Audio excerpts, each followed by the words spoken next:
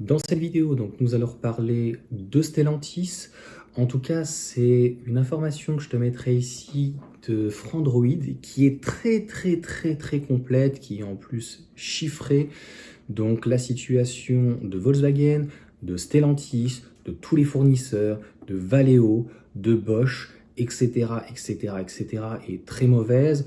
En fait, les volumes n'ont jamais repris en Europe, de 1. De 2, il y a des parts de marché qui s'en vont au niveau des États-Unis, mais surtout au niveau des constructeurs chinois pour ce qui est donc des voitures électriques et même à terme hybrides et hybrides rechargeables, puisqu'il y a la MG3 en hybride et il y a certains modèles de chez BYD qui sont donc en hybride rechargeable. Donc qu'est-ce qu'on apprend en fait pour le groupe Volkswagen et surtout Stellantis qui va suivre donc le groupe Volkswagen, c'est que comme en fait on est rentré dans un effet pervers, donc les volumes ne sont plus assez bons, la marge n'est plus assez importante et ce qu'il faudrait c'est baisser les prix. Le problème c'est que s'ils baissent les prix, eh bien ils vendent à perte. S'ils vendent à perte, eh bien au final la société ne peut plus gagner d'argent. Donc malheureusement ils se retrouvent bloqués, un peu comme Ford, mais qui est que sur l'électrique, on va dire, donc à perte. Et donc, on est obligé de taper dans la trésorerie. Donc ça, à un moment donné, ça a ses limites. Donc, on n'a rien inventé depuis le capitalisme. Qu'est-ce qu'on fait? Eh bien, on dégraisse. Sauf que là, Volkswagen est allé encore plus loin, au-delà des salariés, malheureusement. Donc, a prévu de supprimer 3 entreprises, enfin 3 usines en tout cas. Donc, c'est vraiment énorme. À terme, on pourra se poser la question donc, au niveau des marques. En tout cas, il limoge. Donc on apprend voilà, que la marge actuellement était de 4%, on est passé à 2,5%, que avant Covid ou de toute façon l'année dernière, les ventes en Europe de véhicules, donc d'une manière globale, a encore réduit. Donc c'est vraiment très mauvais. Donc 3 usines sur les 10 que compte le pays devraient fermer ou être cédées.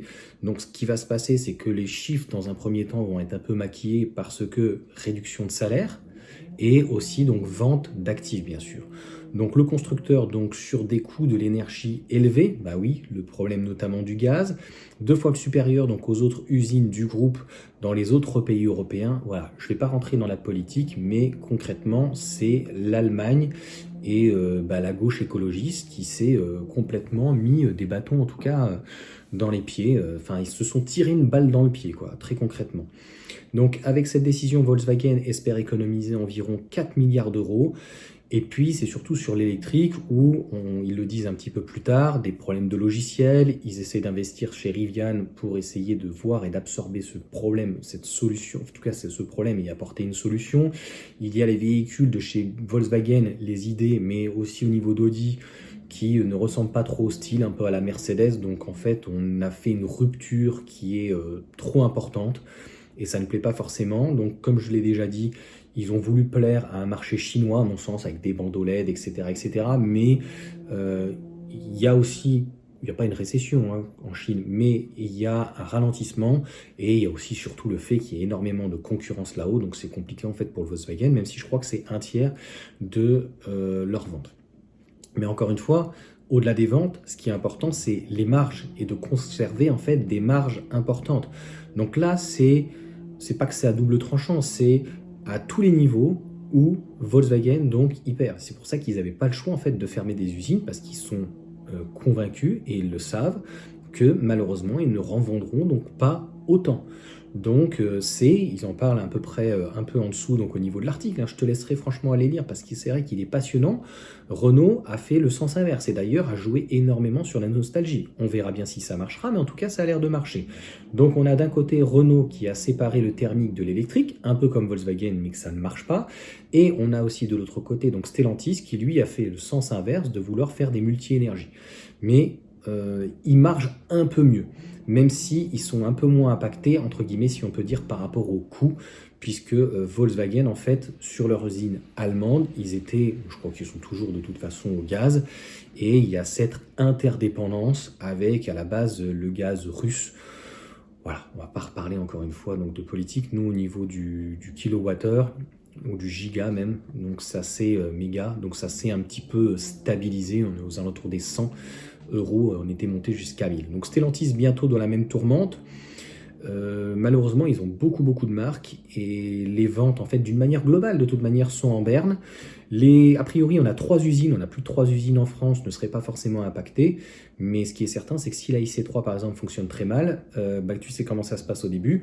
La Slovaquie, donc l'usine se met en chômage partiel, hein, et puis après, chômage total, ou en grande partie, hein, c'est même ce que Tesla à un moment donné avait dû faire.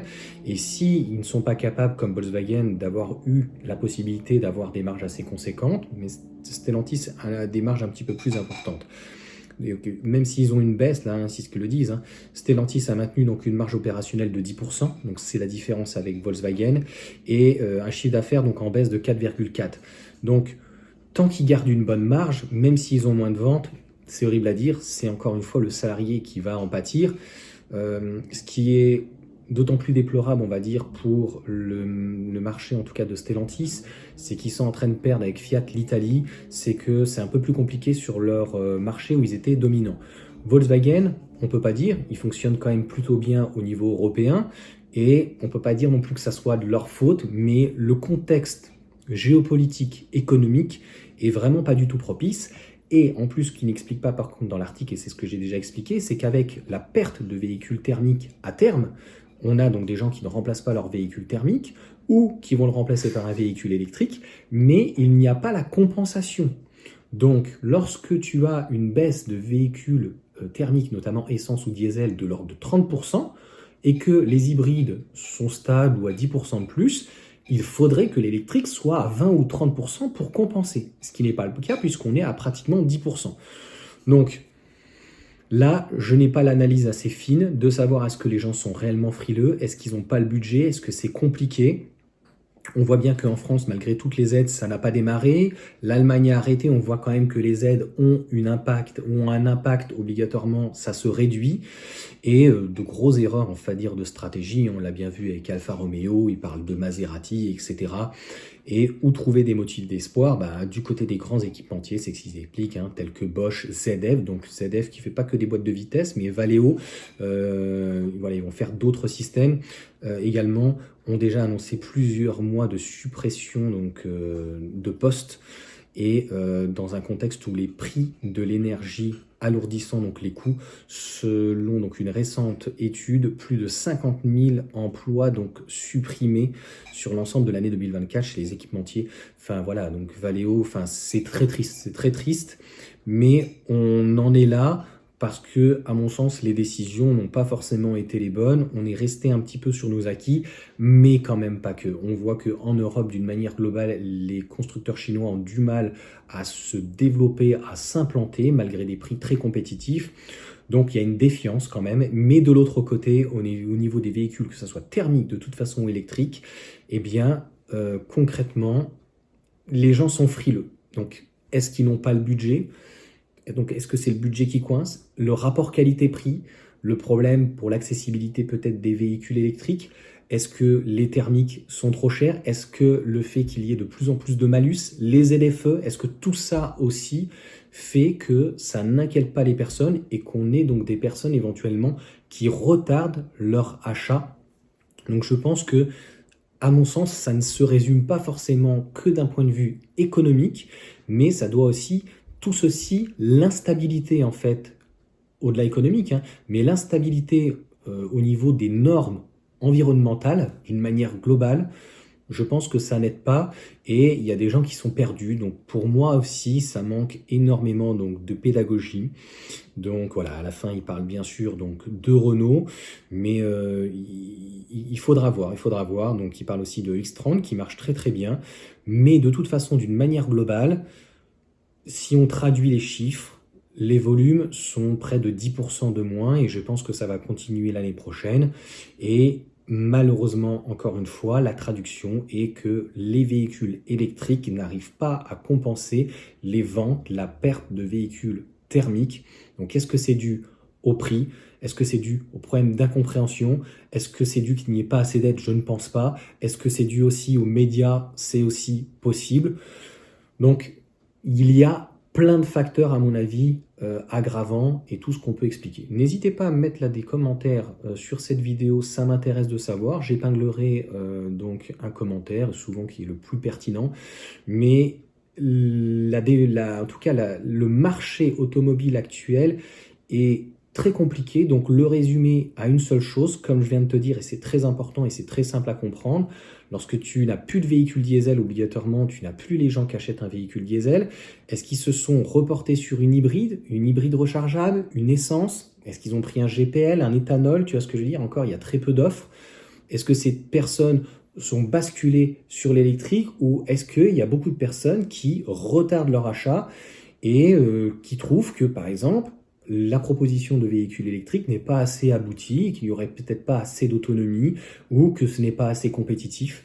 Là, voilà, pour moi, je n'ai pas la réponse, tu vois, et il n'y a pas, à mon sens, à stigmatiser, mais à essayer de comprendre comment on en arrive à un marché qui est aussi moribond, surtout en France, dans la mesure où même avec les aides, au final, les véhicules électriques, je suis désolé de dire, par rapport à un véhicule thermique aujourd'hui, n'étaient pas si élevés que ça. Voilà en tout cas pour cette vidéo, vous me direz ce que vous en pensez. Comment ça va se finir malheureusement pour le groupe Stellantis, un peu comme Volkswagen je pense, il risque de fermer peut-être une ou deux usines et s'il n'arrive pas à se redresser, au-delà de fermer et de supprimer des emplois, peut-être que demain ça sera de devoir se séparer des marques. Est-ce qu'ils vont les vendre? Ça c'est moins sûr. Allez, ciao à tous.